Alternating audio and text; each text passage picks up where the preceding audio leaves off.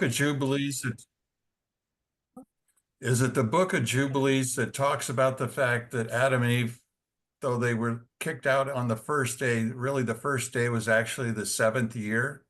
Am I coming anywhere close? Oh, time was different.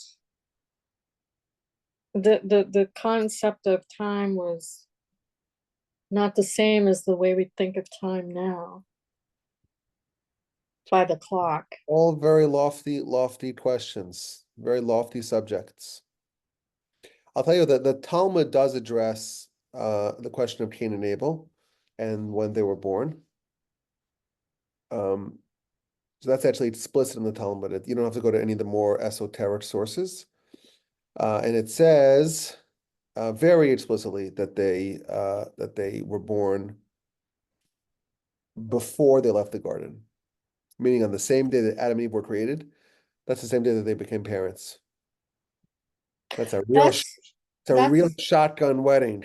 that's what heard today when I think it was Tanya I was listening to the when Moshiach comes and after the world when Moshiach comes, the person that was the Gordon, his name is Gordon, from Shabbat. I would listen to his videos sometimes, and he was saying how in that time when Moshiach comes, the you could be married, you could be with someone and have give birth the same day. You could be married and then you could conceive at the same day, which is sort of a reflection of what happened, if that's true, what they're saying in the Garden of Eden. Well, the idea That's what behind it that reminds me is of. the idea behind that is that It's the not the same. the ultimate goal of the Messianic era is to undo the sin of Adam and all its effects, everything that came with it, all of its consequences. And as we know, the Torah delineates the consequences of the sin, to the man, to the woman, to the snake, all the three guilty parties. And part of it is that the woman will have to suffer in childbirth. Right. Yeah. So if the sin of Adam was eliminated, well, all of its effects will be eliminated as well. And therefore, you would imagine, at least the logic dictates, that you should go back to the way it was before the sin. Let me read you what the Talmud says. Talmud says, when it talks about the first day of Adam's life, it says that that day was comprised of 12 hours. Do you know why it was comprised of 12 hours? Because every day is comprised of 12 hours. Did you know that? Every day is comprised of 12 hours. Now, we may think that that's not true because we say, well, it depends. In the wintertime, nights longer at 14-hour nights, 10-hour days. In the summertime, it's the opposite. The days are longer, 14-hour days, and only 10-hour nights. That's what we may think. Today it's getting winter time, getting close to the winter solstice. In a couple of weeks, it's going to be the shortest day of the year. Really short, very short days, very long nights. But actually, in the Torah, it doesn't work like that. The days are always 12 hours. And the nights are always 12 hours. It's just that the length of an hour changes. And therefore, if it's a winter day, the hours are to be 45-minute hours. And the night hours are an hour and a half hours, an hour and 15-minute hours. Whereas Confusing. But in the summer, the daytime hours are longer. That's just a little bit of knowledge, inside knowledge for what's known as sha'os zmanios, which means hours that are dependent upon the time. Depending on the time, that's how long the hours will be. There's exactly 12 hours by day, 12 hours by night. That's what the sources tell us. But the day that Adam was created, what day is that called in the Jewish calendar?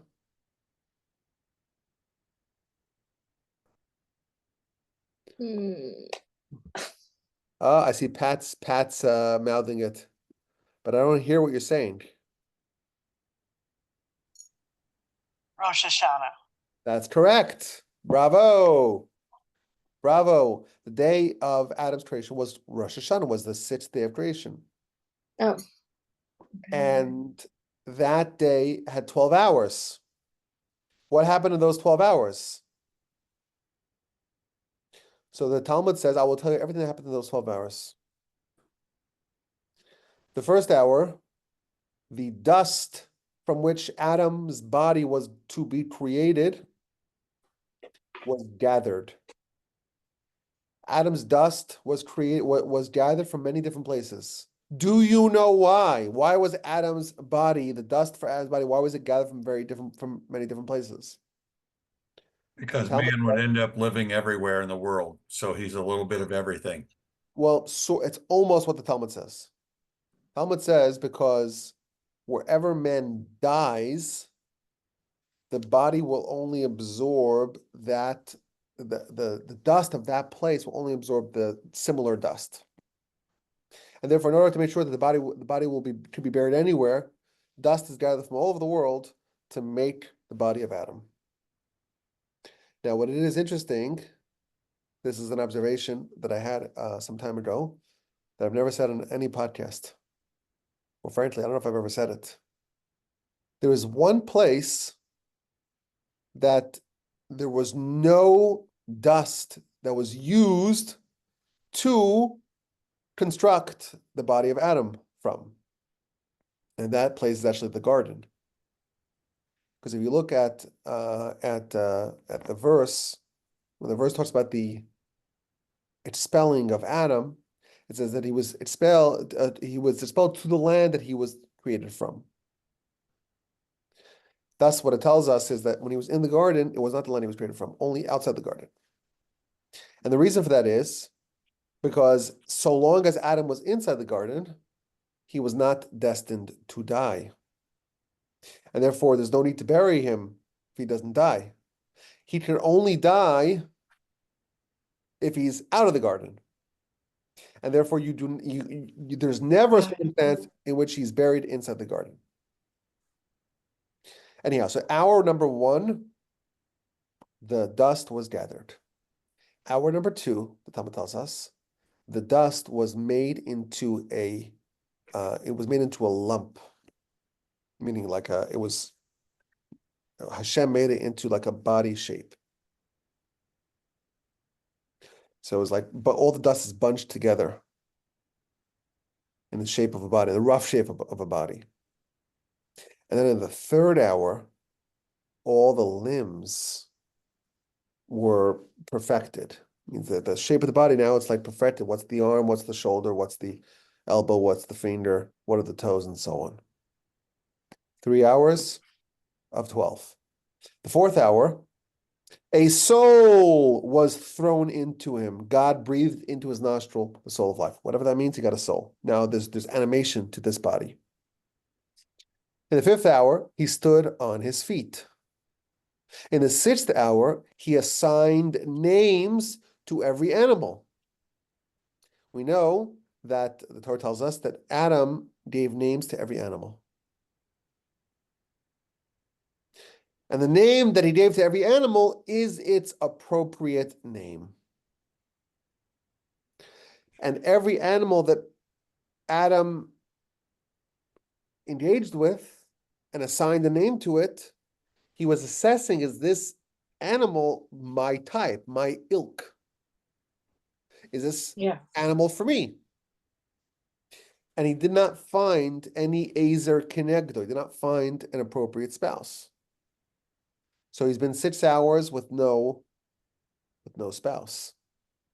In the 7th hour, he gets Eve. And this is the critical line for our discussion. In the 8th hour, this is a quote from the Talmud. They went to bed as 2 and emerged as 4, meaning Cain and Abel were born. I will tell you parenthetically, there were actually more people that were born because Cain was born with a twin sister. And Abel was born with two twin sisters. And our sources tell us that one of the reasons why Cain was so upset at his brother, he was envious that his brother had one, he had only one sister, whereas his brother had two.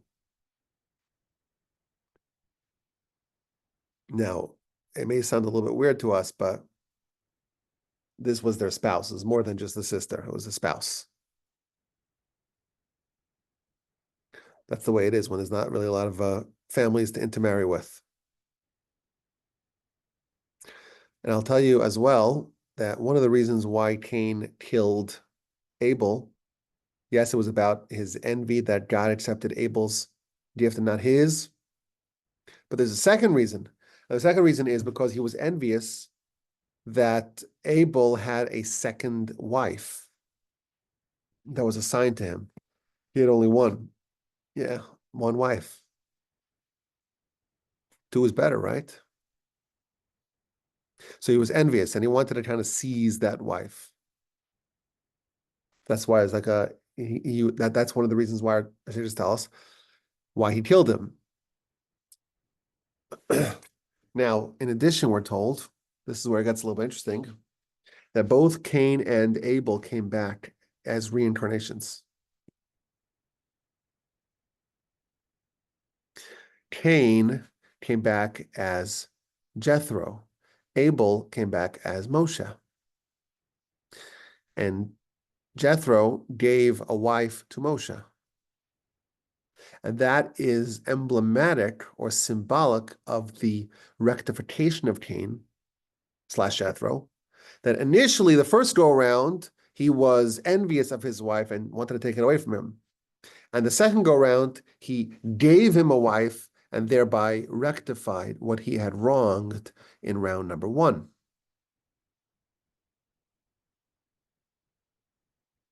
So in the 8th hour, they ascended to the bed as 2 and emerged as 4. In the 9th hour, he was commanded to not eat from the tree of knowledge, good and bad. In the 10th hour, he sinned. In the 11th hour, he was judged.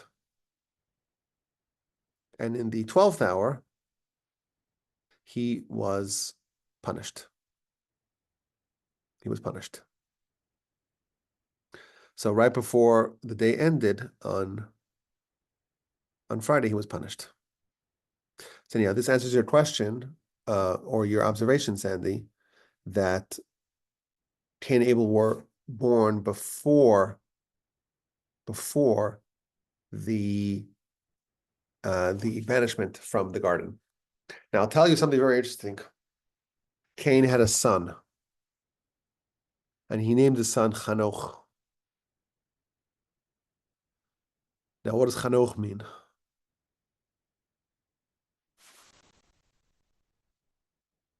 It's actually the name that appears most frequently, not in appearances, but in personalities in the Torah. There are 4 different people named Chanoch in the Torah. It's a great trivia question. Which name? Well, most names in the Torah, there's only one person with that name. There's only one Jacob in the Torah. There's only one Isaac in the Torah. But there are some names that there are 2 of them, like Lemech. There's 2 Lemechs. It was a popular name back in the day. Isn't it related to chinuch? Learning or teaching? Yes. There are 4 different people named Chanoch.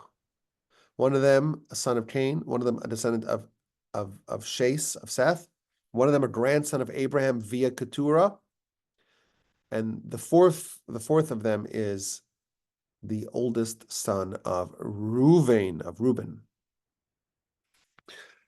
But Cain had a son Chanoch, and he built a city, and he named the city Chanoch as well. So it's like Cain has this obsession with this name. It's like he has a son, he names it Chanoch. And then he builds a city, and he names the city after his son Chanoch. Like he really likes this name. Like I had a friend in yeshiva who's, when I introduced myself to him, I said my name is Yaakov Wolbe. So he says, Yaakov is a name that I like a lot. Because my name is also Yaakov, but my last name is Yakobovich.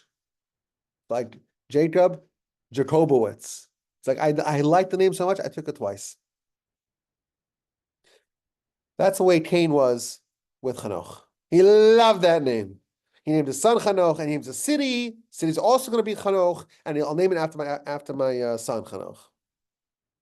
He liked the name. He named it twice. Why did Cain name the city Chanoch? Name his son Chanoch. What is his obsession with this word, with this idea? So it's a good question. And one answer is that maybe, he's like, he's showing us the importance of education and the importance of self-development. But I heard something very interesting about this. Cain was born in the garden. And there was something different about those who were born in the garden. You think about it. Adam, 3 days into it, 3 hours into his life, is already getting married, is naming all the animals, is going to the bed as two, coming back as four. Like there's a lot of characteristics and qualities and behaviorisms that Adam is doing that we don't do on the first day of our life. So Adam is born very advanced. The idea of having a child that is completely at the mercy of the child's parents and the child's environment, and that raises and molds the child. That reality was not present in the garden. Because in the garden, people came out fully formed. There wasn't this slow, gradual process of maturation and growth and development and education. Everything was fully formed. Trees were created and there was fruits in the trees. Adam was created and he had teeth to chew the fruit. So there's a whole style of life in the garden that's different than the style of life outside the garden. And Cain, even though he was born in this supernally holy and elevated environment, he felt like maybe the mistakes that he made were attributable to the fact that he did not have a proper chinuch, a proper education. He didn't start slow and gradual and learn and iterate over time, improving and experimenting and tweaking and having guardrails and scaffolding to help him grow. And perhaps that's why only 50 days into his life, he does this terrible deed by murdering his brother. An act of fratricide, killing of one's brother. How does such a thing happen? It only happens as a result of a lack of chinuch, a lack of education. And thus he's issuing a warning and a clarion call to us and to his children and to the city.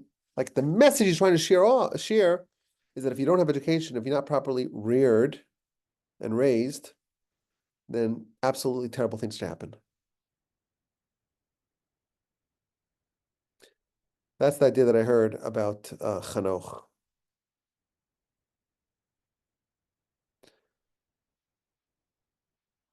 And I will tell you, my grandfather, blessed memory, used to say that the verse in Mishlei, Proverbs, says, Chanoch lanar al pi darko. Educate the lad, the youth, as per their way. Gam ki yaskin lo yasur mimena. Also, when he becomes old, he will not depart from it. What King Solomon is telling us in Proverbs is that everyone has a way, a path. That's the ideal path for them. That's the correct path for them. And if you educate a child on the wrong path, on a path that's not their way, then you may have moderate success initially.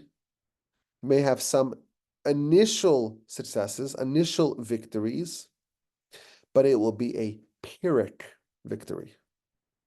Why? Because ultimately it will boomerang backwards, and when they become old, they will very much depart from that way. The analogy that I always say is that if you have someone who's like a wild maniac, I've seen some kids like that, a few, in my time. Kids who can't stay still, want to always jumping around, can't pin them down to get them dressed.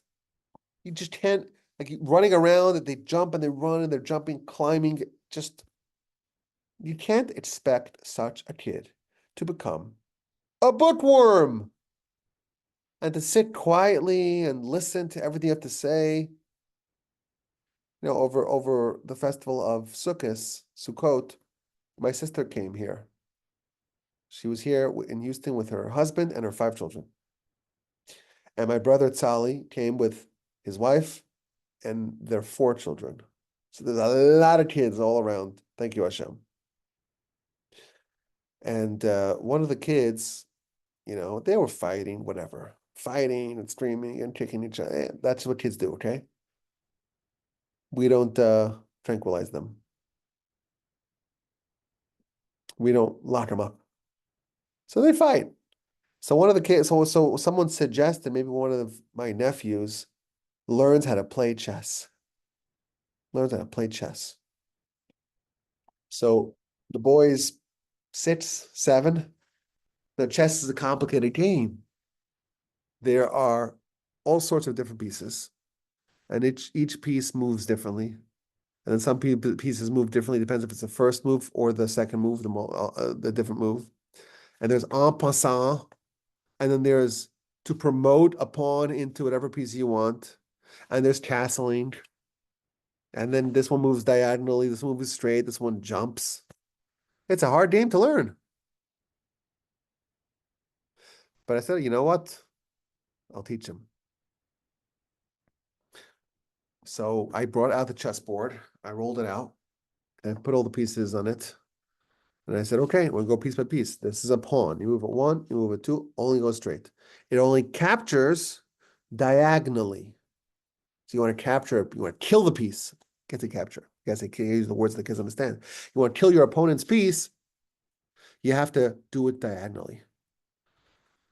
And the knight, and it jumps, and you can't have 2 pieces on the. I'm explaining a lot of rules, very complicated rules, and the kid's sitting there listening like this, every word I'm saying, fully just absorbing what I'm saying. I'm talking for like 20 minutes, a half hour, and the kid's listening and following everything I'm saying. I'm like, this is amazing. I've never seen a kid like this. You have a kid like that. There's just different styles of kids. Anyone who's fortunate enough to have more than one child knows that there's no 2 kids that are the same. Maybe you have different categories. INTG, INTJ, Myers-Briggs, but every kid's different. And when you're an educator or a parent or a pedagogue of sorts, it's your job to identify the qualities of your child, of your charge, of your pupil, and direct them in a way that's their way, that's their path. Because if you try to force them to go against their way, against their path, you may have moderate success, you may have initial success, but ultimately they will revert back to their nature. Do you know why? Because it's hardwired. It's hardwired and it's not undoable. It's not undoable. Cannot undo it. And therefore it's unnatural and it's not going to last. That's what we're told. Chanoch l'nar pidarko. Educate your son as per their way. And then when they get older, they won't depart from it. My grandfather, blessed memory, uses a different interpretation of this verse.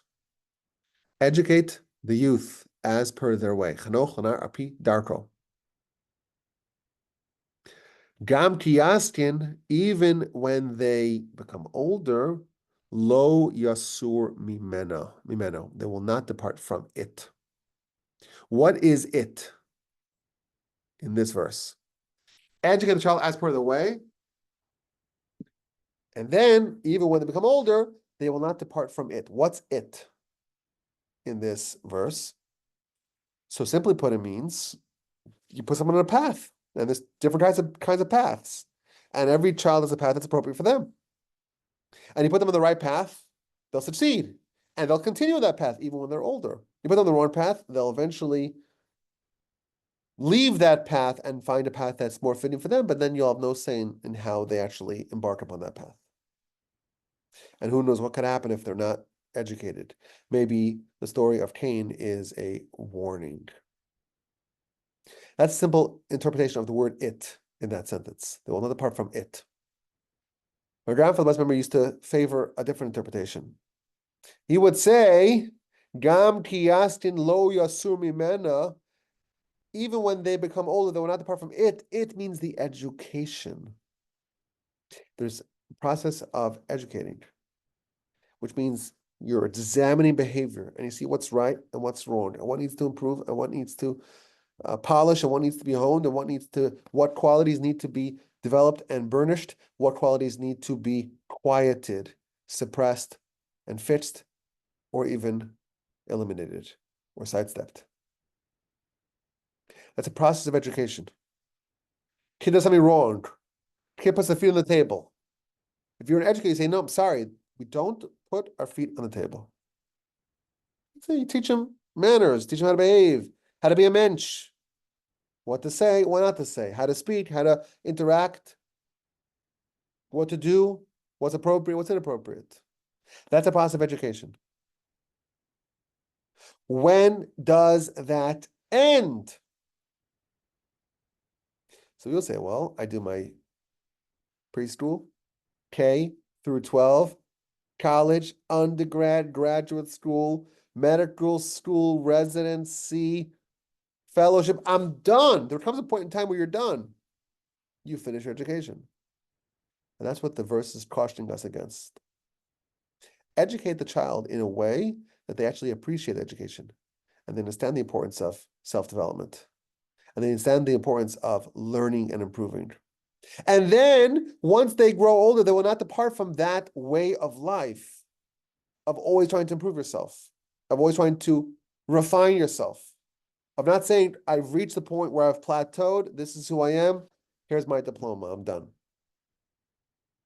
Even when you get older, you don't stop from trying to improve. And that's what the rest is trying to tell us. That we have to develop, that we have to develop within our children, within ourselves as well, a love of self-improvement, a love of self-refinement, an attitude that this is what we do in our lives.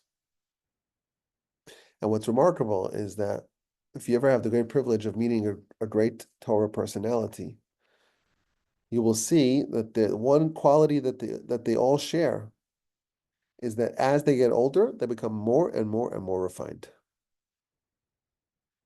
We think of someone who gets older as getting cranky and cantankerous. What do they say? They say, get off my lawn. I don't know if I don't know everyone says that, but that's what they say about old people. They get cranky, they get cantankerous, they get into their own little world, they become more selfish. That's a thing. I don't know if it's true, but that's certainly a stereotype. Why? Not because they are evil, not because they weren't raised well, not because they're bad, not because they're insensitive, but because they stopped trying to improve themselves. And whenever you stop trying to improve yourself, automatically, what happens? Regression. It's like a treadmill. It's the best analogy. Or like trying to climb an escalator that's going down, which is something that the kids who are bookworms don't want to do, but other kids do want to do. I want to go up the escalator, but I'm going to choose the one that's going down and just rushing up against the direction of the escalator. If we are not growing and developing and progressing, necessarily we are regressing. Necessarily. It's a law. It's a law. Talmud tells us, if you leave God for one day, he will leave you for two. That means that if you you have two trains that are going in opposite directions and they each travel for one day, they're 2 days apart, even though it's only been one day. Our spiritual growth is like a train that's running away from us. We have to just to keep pace, we have to just always be moving. And to actually advance, we have to move faster than the train. But if we take a day off, we're actually 2 days behind. When we take 2 days off, we're 4 days behind. And therefore, if someone does not improve themselves today, they're a little bit worse than they were yesterday. It's a scary thing. If you don't study today, you don't learn today, you don't pray today, not only have you not accomplished something today spiritually, but you've actually regressed spiritually. And therefore, self-education is something that you can never stop doing. When you get older, you don't depart from it, from an attitude, from a life of self-improvement. And that's what the verse is saying, to educate the child when in their youth and educate them in a way that they even won't depart from it when they get older. Gam ki yastin lo yasur mimeno. That's my long way of answering your question, Sandy. That yes, Cain and Abel were born in the garden, and that came with some good things, you imagine, some perks. And we may say, why do we have to deal with childhood, right? Sometimes you see a kid, you're like, oh no, I gotta pay for this kid's schooling for the next 18 years, at least, until they're self-sufficient. It takes forever. The world that we have today, the world that Hashem designed for us today, is a world where someone lives to 100 years old, at least, 20% of it, they're completely dependent.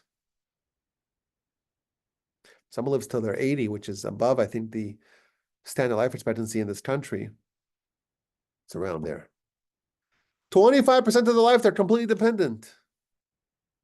Why is it designed like that? Why did Hashem design that 20% of our lives are dependent? And you know what? At the end, people could be dependent as well. One of the answers to this question is because Hashem wants to give us the opportunity, the great opportunity of education, to educate ourselves, to improve ourselves, to tinker with ourselves, to not be content with how we are.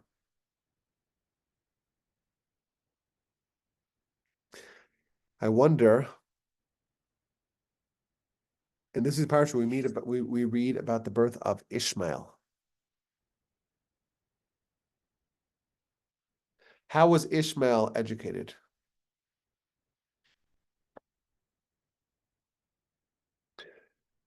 So we're told that he was trained how to be kind and hospitable.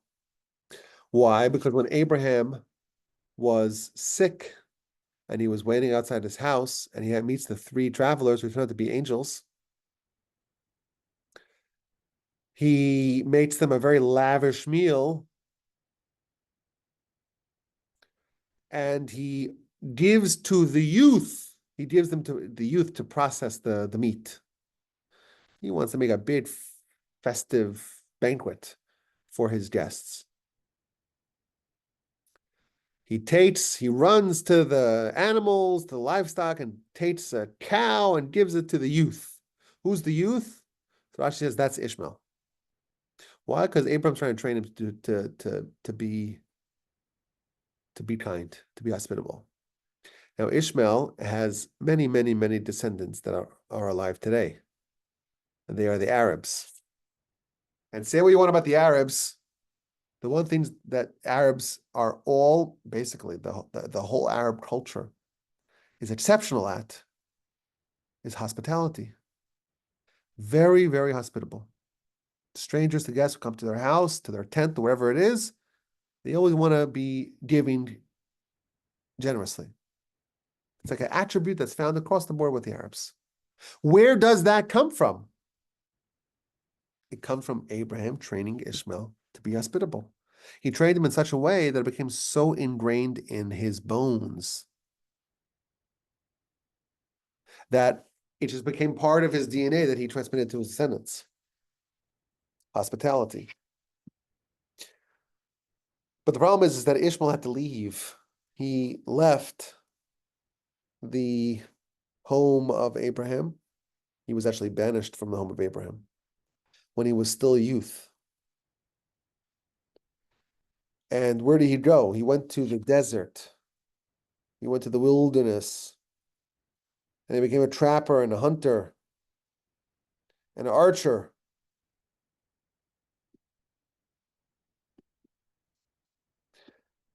And I wonder if what the angel tells Hagar before he's born, angel tells Hagar, angel says, he's going to be wild. Huya para adam, he's a wild man. Yado bakol v'yad kolbo. His hand is in everything, and everything is in him. There's a certain wildness that he will have.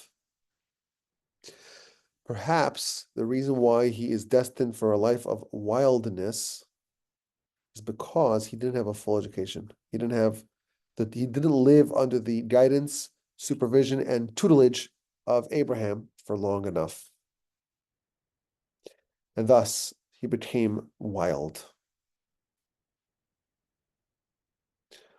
I want to share with you another idea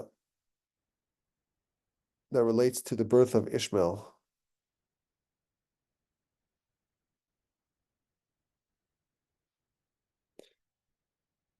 Ishmael was born to Hagar. Who's Hagar? She is the maidservant of Sarah. You're talking to us, you're on mute. I don't hear what you're saying. She was Egyptian.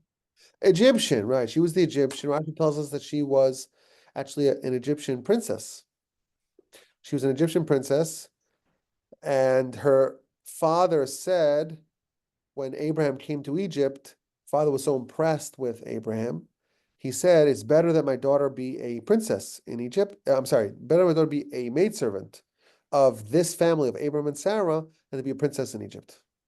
He says, she's yours. So she moved in with the family. And then when Sarah was barren, she was looking for a spiritual merit that would enable her to have children. And she made a decision to give her maidservant Hagar to her husband Abraham. And that's a very painful thing for a woman to have to forfeit. Her exclusivity with her husband, A. B, to take her maidservant and make her like an equal. That's a very difficult thing to do. And Sarah knew it was difficult, and she did it because it was difficult, because that would be a merit for her in her pursuit of having a child of her own. And Hagar indeed became pregnant, and she had a son, Ishmael. And I was very happy, right? Delighted, so wonderful. Ishmael, Abraham is no longer barren.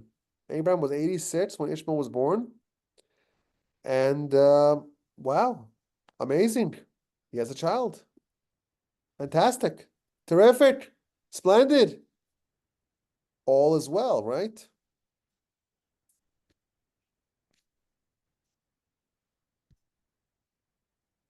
It's interesting what happens next. Abraham is told to do a circumcision. He does a circumcision, and he's given a promise. God tells him, you're no longer Abraham, you're Abraham. Sarai is no longer Sarai, she's Sarah. Uberachti osa, I will bless her. God says, I'm going to bless Sarah, formerly Sarai. I'm going to bless her. Vegam nasati mimena lecha bein. I'm going to give her a son. give you a son via her. And you'll become a great nation, and kings and nations will come from you. At this time, Abraham is really old, and Sarah is really old, and they're past their peak fertility. So Abraham says to God, first Abraham laughs. Is it possible that a man who's 100 years old and a woman who is 90 years old, they can have a child? And then Abraham makes a prayer. Vayomer Avraham El HaElokim. Abraham said to God, Lu Yishmael Yichya Lefanecha. If only Ishmael should live before you. It's like too much to ask to have another child, but at least Ishmael, my son Ishmael, let him live before you. Lu Yishmael Yichya Lefanecha. If only he lived before you.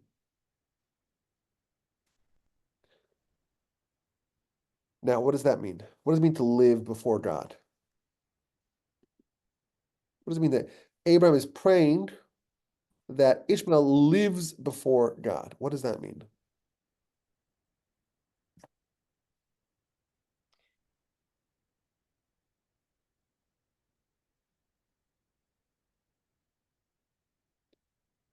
So Rashi tells us it means to be righteous. Abraham wasn't just praying that Ishmael should live. He should live before you. He should be righteous. He should be fearful of God. He should serve God. He should worship God. That is what Abraham was praying.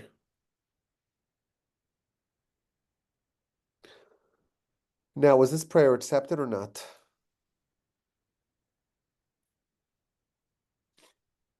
Yes, You say yes? I think it was. If I'm remembering what I read earlier today. So let me tell you what the verse says. God says, oh, you don't think you can have a child? You will have a child. You have a son from Sarah. His name's going to be Yitzchak, Isaac. You prayed about Ishmael? I'm going to listen to your prayer about Ishmael. Uli Ishmael Shamaticha. I hear your prayer. I'm accepting your prayer. I'll bless him, and he'll be fruitful, and he'll be plentiful, he'll multiply in many ways, and 12 princes will emerge from him.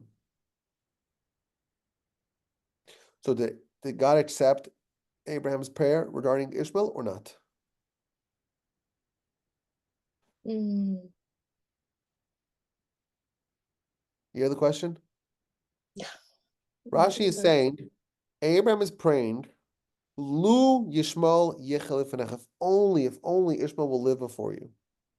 What does that mean? To live with righteousness and with fear of God and to worship God. That's what it means. Not to live, to be alive. And then God says, you're asking about prayer about Ishmael?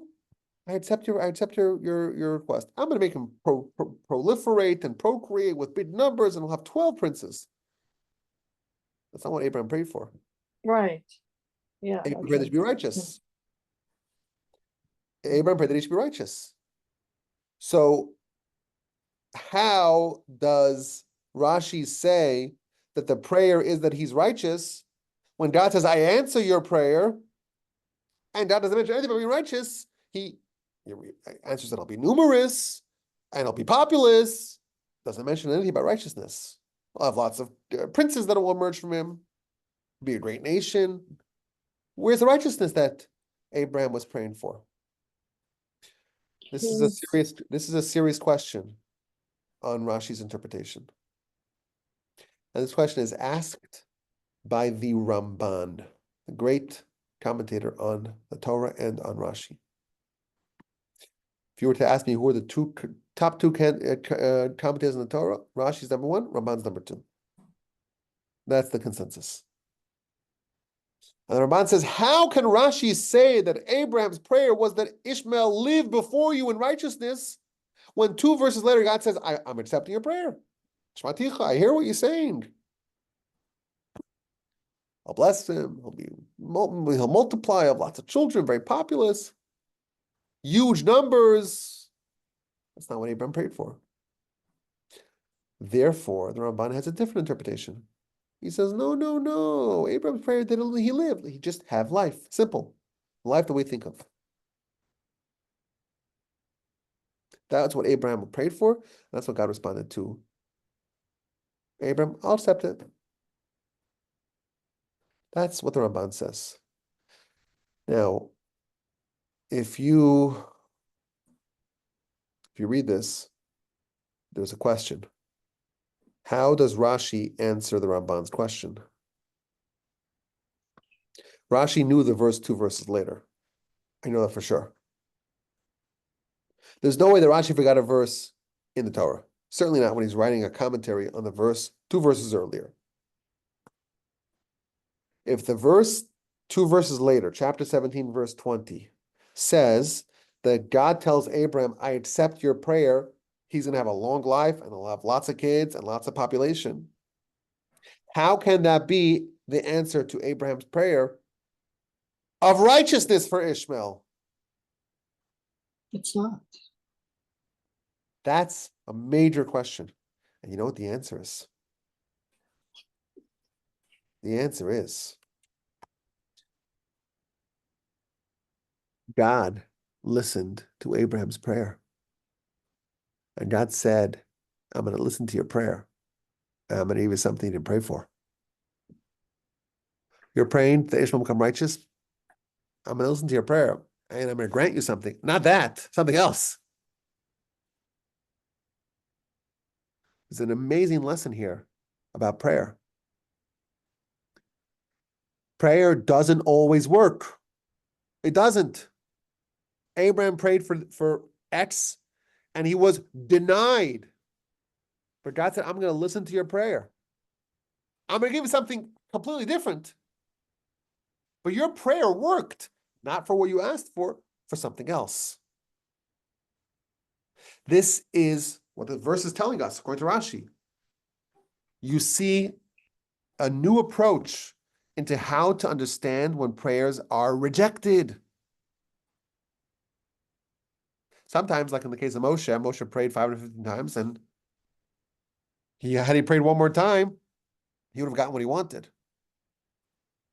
There's a different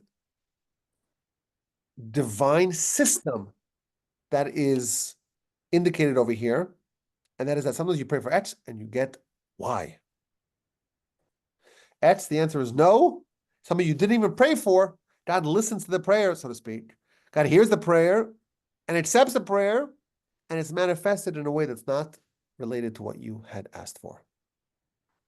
To me, it's a very powerful idea. Very often we wrestle with the fact that our prayers seem to go unanswered.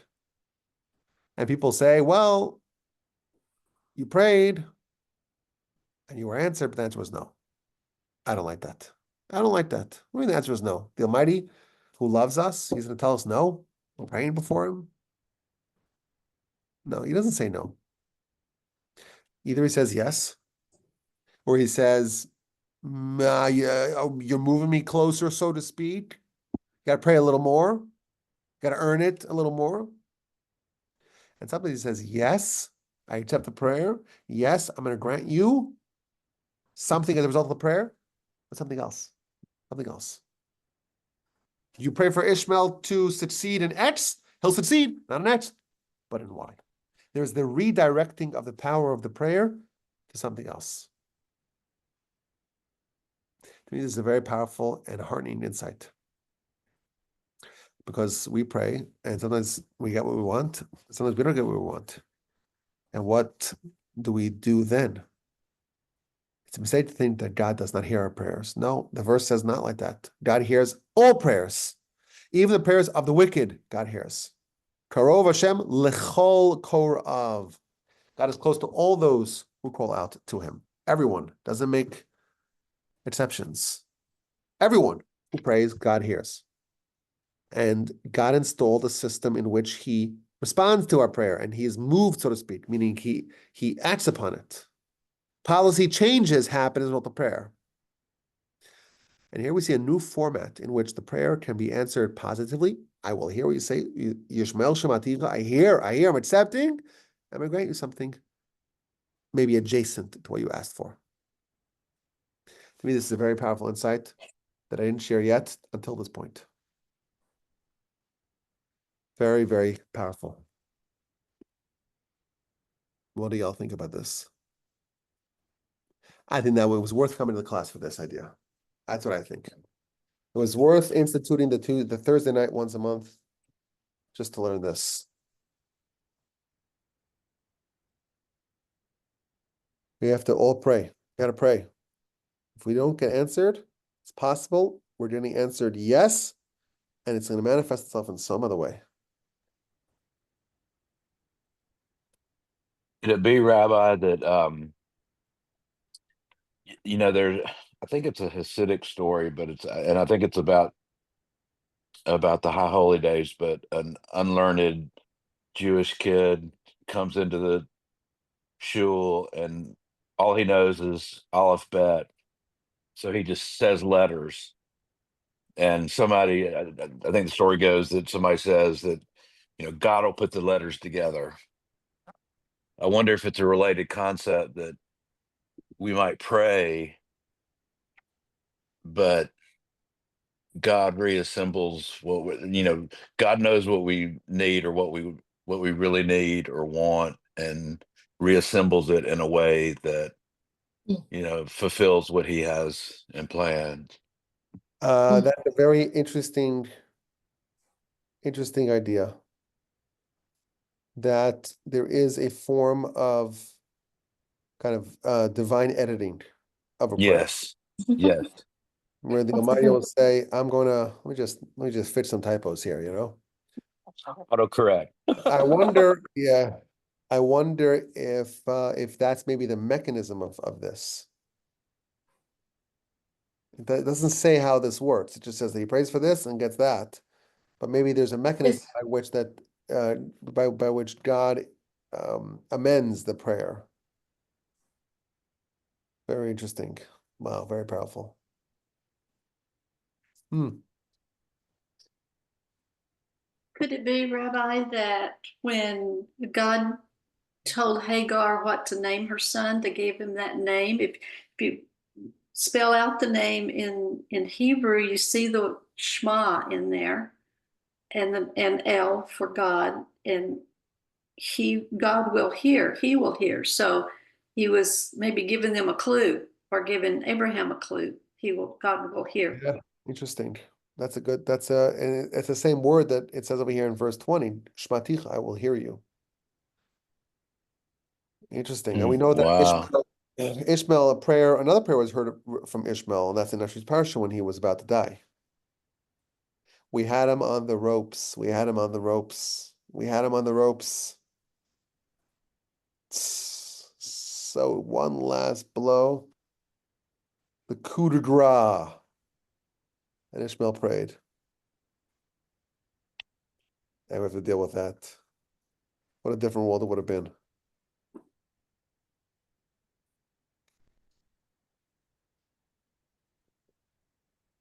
Okay, anyone else wants to chime in, questions, comments, or any sort of feedback whatsoever? Dave, you want to revel in the election aftermath? I've been reveling. I wasn't surprised. I thought he had a good chance, but I didn't realize it would be such a across the country good result. Well, we all hope that he has an incredible 4 years for the country and for Israel. And yeah, we hope that the country flourishes in every way, and we hope that this hopefully will bring good news. May I ask a question regarding Abel again? Sure. You are able to ask any question. Okay, in the 25th verse of chapter 4, it deals with the question or the comment or the decision is actually Adam knew his wife again, and she bore the son and named him Seth. because God had provided me another child in place of Abel. In the case of the word other, could that also be going to Kabbalah online?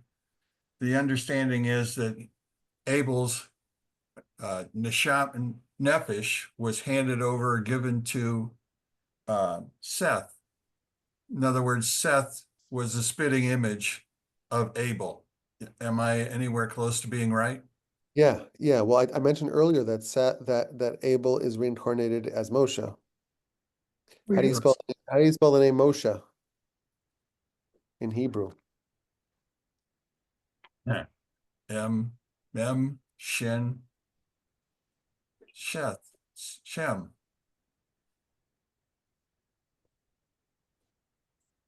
Would this be an accurate way how to spell the name Moshe? Yes. Yes? Okay.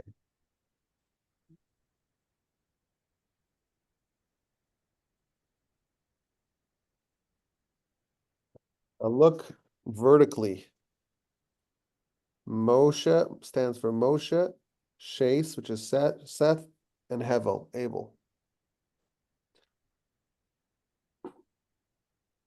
Thank you. That's the answer. Yeah, it's all the same soul.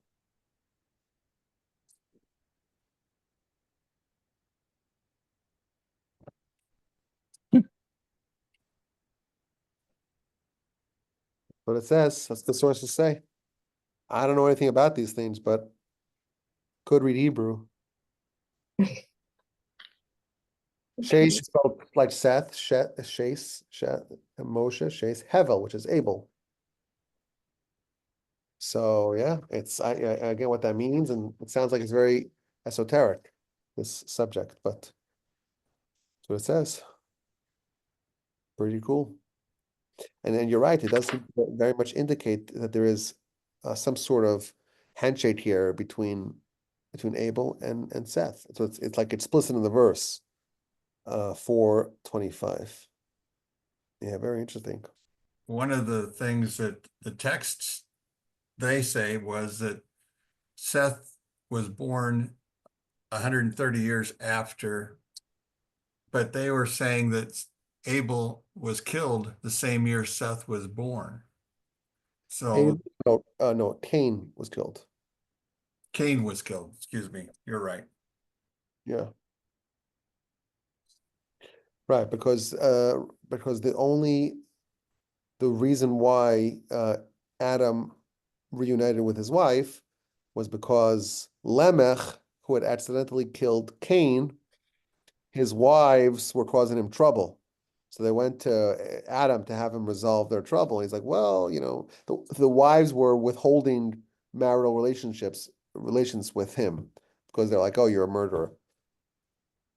So they said, let's go to Adam and let's have him resolve our dispute. So Adam says, listen, the fact that he may have accidentally murdered someone, that's not your job. You're married, you have to be with your spouse. So they said to him, you're also married, you're not with your spouse. So that's what inspired him. The death of Cain and its aftermath, that's what inspired him to go and bear children once again. Thank you. Can you, this has nothing to do with, I just found out a few days ago that Could you remind me your name? Margaret, Margaret. I'm I sorry. had known that, but then If I knew how to do technology, I could put my name on there, but I have no idea how to do it. So, it says Zoom user. yeah, well, yes. But my name's Margaret. So I just found out a few days ago that Adam had a first wife named Lily. Well, I don't know if she was the first wife, but she I was. don't, I never heard it before, and I was like, I thought it was just Adam and Hava. Yeah, he did. He did. I spoke about it in a podcast a couple of maybe a year ago. Let's see if I can find where it was.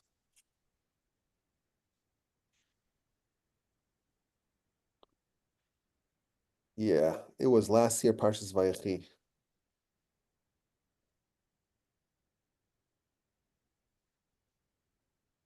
Why does it not seem obvious to me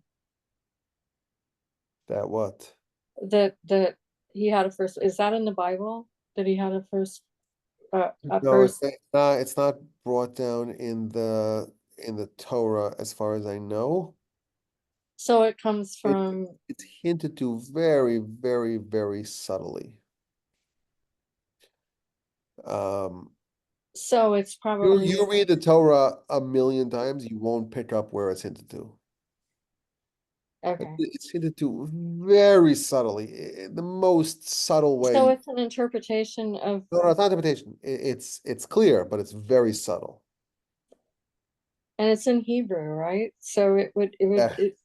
so it would, that's what would make it something that's very subtle. I mean, you'd have to Oh. be able to maybe read Hebrew to Yeah, see it. yeah, you'd have to read Hebrew. At the end, you have to have a very, very sharp eye. Okay. It's a very sharp eye, but it doesn't say it implies it. Let me say that. Let me say it like that. It implies that Adam had some other way of bearing something. Because they weren't really children that he had with his other wife. They were other stuff. Oh, right. Okay. Where did I hear that or see it? Yeah. I did hear that. I don't remember where.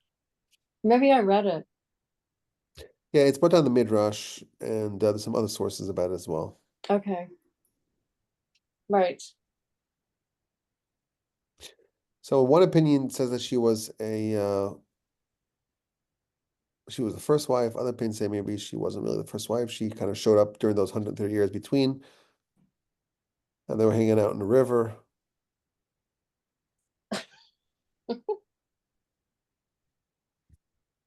Yeah. Anyhow, she's a very problematic personality, shall we say.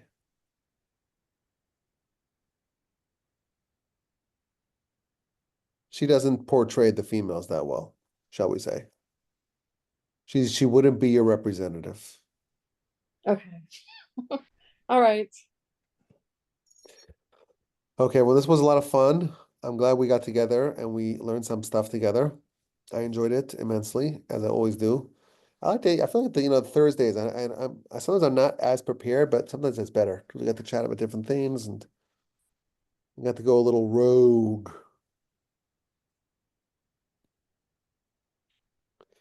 But I'll be back up with that on Sunday. And we have now our Tuesday nights, the Parsha Podcast Live towards zoom.com. You want to join that as well?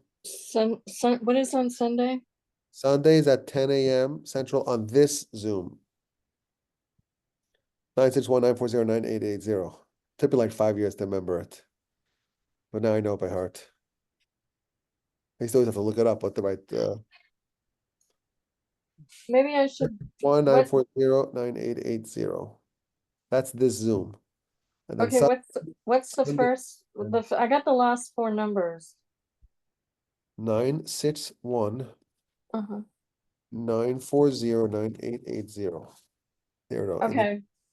All right. Or nativzoom.com. There you go.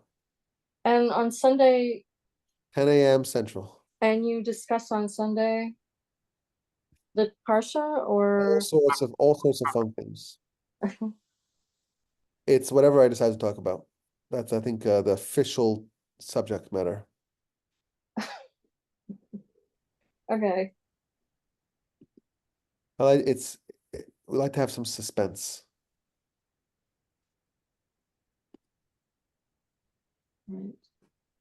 Okay, everyone, this was a delight. Good to see everyone. I'll see everyone on Sunday if you can make it. Otherwise, Tuesday night towards zoom.com. Otherwise, 4 weeks from tonight will be the first Thursday in December. Is that right? When's that?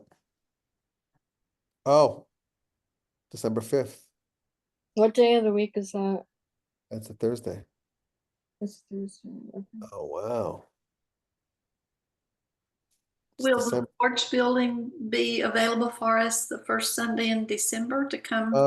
Maybe I'll have to let you know. Okay. Yeah. Okay, I'll see everyone on Sunday or Tuesday or Thursday, a month from now, or whenever. Bye-bye. Bye. Take care, Thank you, everyone. Rabbi. Thank you. Bye.